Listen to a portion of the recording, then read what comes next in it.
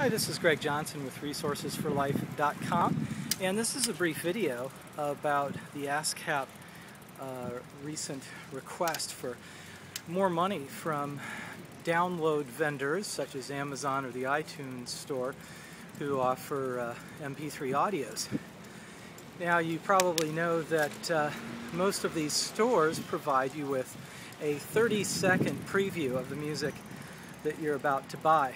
And you know, the challenge, of course, in normal, let me back up a little bit, in the normal retail world, consumers can buy a product and they have an opportunity to return that product. You get a 30-day return, or in some cases up to 90-day return policy available to you.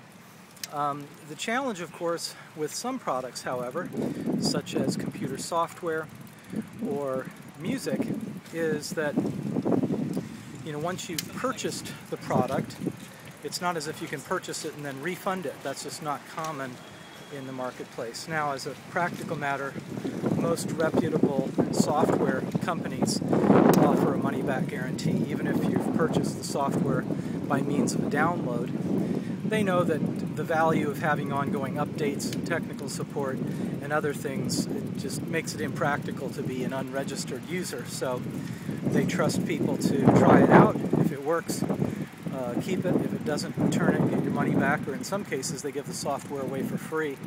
If you've heard of shareware or freeware, and they just ask for a donation if you found it useful.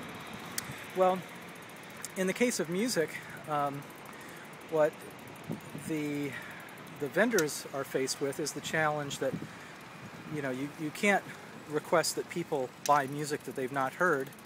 How are they going to hear it unless they hear it on the radio?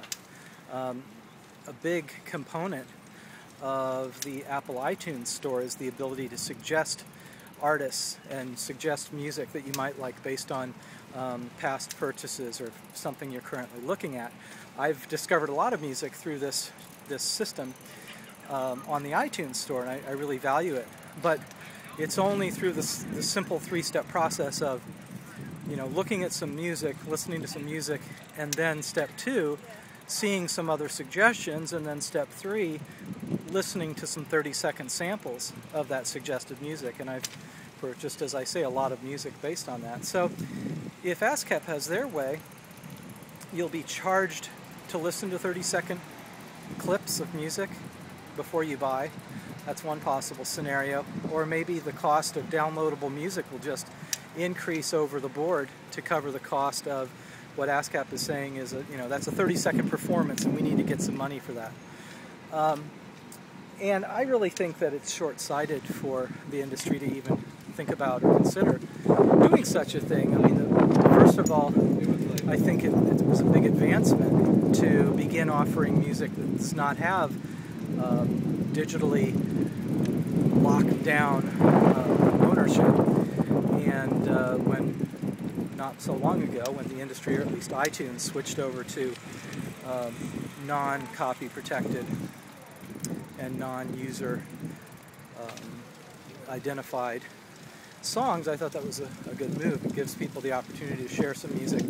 I've received music for free directly from artists or from friends, and then I subsequently go out and buy the music just to support the artist and to support the industry. So I think most people, ever since the advent of the iTunes store and people deciding that they'd rather buy music rather than steal it, I think ever since that became popular culturally, that we've seen such advances in the music industry on the part of consumers. Over 1 billion downloads through the iTunes store alone.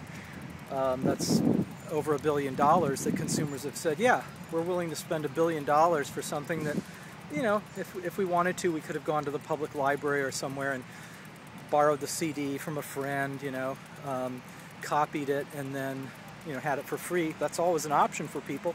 They choose to go ahead and spend $1 billion instead.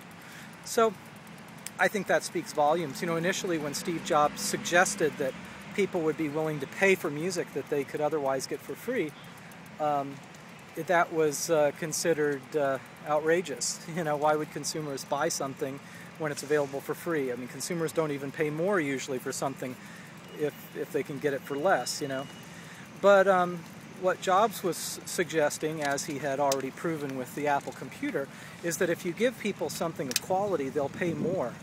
Or in the case of music, they'll pay instead of getting it for free. So anyway, those are just a few thoughts about the state of the music industry, where it's at right now, and where there are some threats that it might be going. But hopefully vendors like the Amazon store and the Apple iTunes store will continue to advocate the middle ground, what's in the best interest of consumers as well as the artists, as well as those selling the content. So I'd be curious to know what your thoughts are. Give me an email or a video response. Thanks.